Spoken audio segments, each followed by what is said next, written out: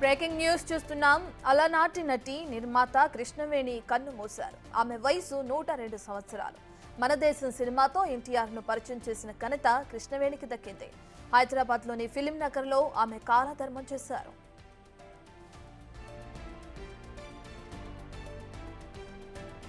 ఇదే విషయానికి సంబంధించిన పూర్తి డీటెయిల్స్ మా ప్రతినిధి రానా అందిస్తారు. రానా, కృష్ణవేణి కన్ను మూయడం మనం చూస్తున్నాం. నటిగా నిర్మాతగా ఆమెకు మంచి పేరుంది. డీటెయిల్స్ ఏ విధంగా ఉన్నాయి?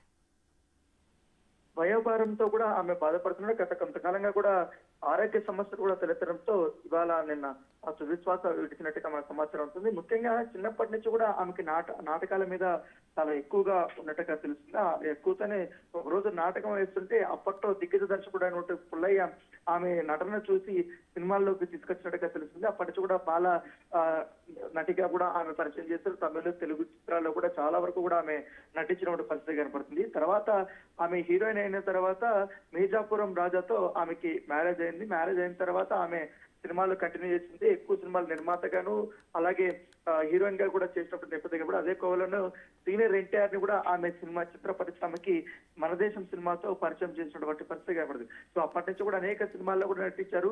ఎందుకంటే తమిళ సినిమాల్లో తెలుగు సినిమాలను కృష్ణవేణి పేరు అంటే అప్పట్లో ఒక బ్రాండ్ ఇమేజ్ గా కూడా ఉండింది. ఎందుకంటే ఆమె నటన కానీ ఆమె స్టైల్ కానీ అప్పట్లో ఒక ట్రెండ్ మార్క్ గా ఉండేదనేసి కూడా చెప్తున్నటువంటి పరిస్థితి కనపడుతుంది. ఎందుకంటే సినిమా పరిశ్రమలో సీనియర్ నటులతో మంచి పరిచయాలు ఉన్నటువంటి ఆమె ఇవాళ తుదిశ్వాస విడిచారు. ఆమె సేవలకనే గతంలో కూడా రఘుపతి వెంకయ్య అవార్డు కూడా లభించినటువంటి నేపథ్యం కనబడుతుంది. ఎందుకంటే అప్పట్లో ముఖ్యమంత్రులుగా పనిచేసిన వాళ్ళందరూ కూడా ఆమెని సన్మానించినటువంటి పరిస్థితి కనబడి తర్వాత మీర్జాపురం రాజా వారికి సంబంధించినటువంటి ఆస్తుల గొడవలో కూడా ఆమె కొంచెం ఇబ్బందులు పడింది. తర్వాత ఆమె హైదరాబాద్ లో పూర్తిగా సెటిల్ అయిపోయినటువంటి పరిస్థితి కనబడుతుంది. అప్పటి నుంచి కూడా ఆమె ఇక్కడే ఫిలిం నగర్ లో ఉన్నటువంటి నివాసంలోనే ఉంటున్నారు.